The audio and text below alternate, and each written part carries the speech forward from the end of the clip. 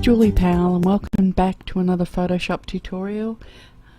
This video I'm just going to take you through a few simple steps I use to create this latest piece that I've got, which is called Magnolia. And this is the final image. I'm just going to pop back to Lightroom so you can see the image pretty much straight out of camera. So that's all it was. I just took a photo of this Magnolia against some just a bit of timber that had some blackboard paint on it. Didn't really do too much. I dropped the blacks down a little bit to darken it up, and then took it into Photoshop and played with it from there. So as I said, this is the finished product, and I'll just drop back to the beginning and I'll show you what I did. It's quite a simple one, really. So once I dropped the blacks down and darkened it up a little bit, I desaturated it as well, I think, and I then grabbed this text that I've got. If I drop that back to full size, it's just some writing that somebody's done, and I popped it in at screen mode, which got rid of all the background black and made it quite see-through. And then I brought the opacity right back down to about 4%, duplicated it and dropped that down a little bit lower. I then also had these squiggly lines that I put in as well.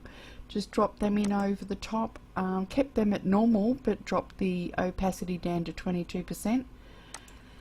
Then the text, I just literally grabbed the text tool, pop it on here, and just typed in Magnolia. That was in this I believe Signorita Shy or Xi regular, and then I put some effects on it. So if you have your text selected down there, if you go down to special effects, you can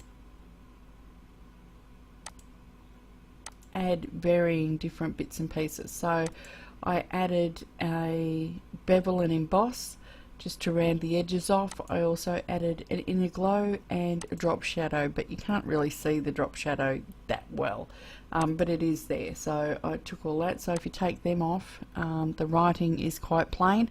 I just used a colour from inside of the Magnolia so that it all tied in. Then I put a solid colour of blue straight over the top. Now, just get out of that one, which is just a dark navy blue. I had that set to lighten on the mode and at 68%. I then did a curves layer just to bring the blacks and the lights out a touch so it's not quite so distinct. That brings the contrast back in. So if I was to bring the blacks down, it'd be quite a bit darker, and same with the lights. If I brought them up, it would be quite a bit brighter as well. So that just toned it down so it's more of a saturated look, and that's the final image. So that's all I did to it. I did quite a few the same way. There was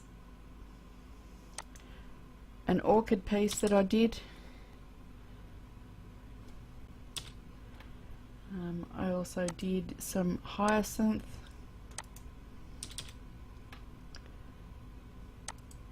And I've done some fruit. There was some berries and blueberries and things like that on spoons that I've done the same way.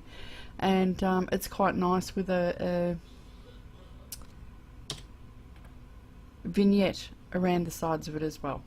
So that's it. So sorry I've been away for so long, busy, but I'll try and be back soon with another new video. Thanks for watching. Bye.